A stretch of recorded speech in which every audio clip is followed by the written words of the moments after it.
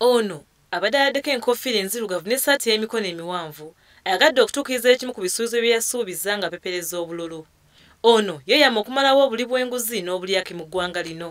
Enkumi n'enkumi z'abantu mu Tanzania balabiddwako nga bamweyunzeeko mu kikolwa kino ekya bulungibwansi n'okusingira ddala abalunnyanja. Omwezi oguwedde, Magufuli yasazaamu enteekateeka zonna ez'okukuza olunaku luno olw'obwetwaze.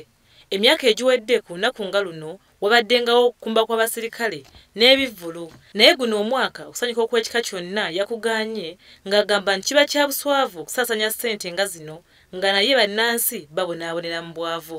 Dr. Magufuli abadde akulembeddemu mu kulonda kasasiro ekintu ekitali kya bulijjo kubanga ebiseera ebisinga omukulembeze y'abeera alagira ng'abantu b'akulembera bakola bukozi ky'abeera abagambye.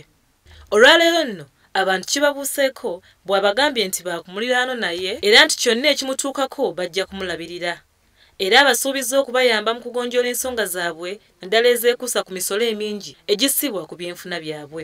Oluvannyuma asabye abalunnyanja okukozesa enkola ennungamu mu kuvuma ebyennyanja era n'abeebaza awamu n'abalala bonna bamweyunzeeko mu kukola ekikolwa kino ekya bulungibwansi.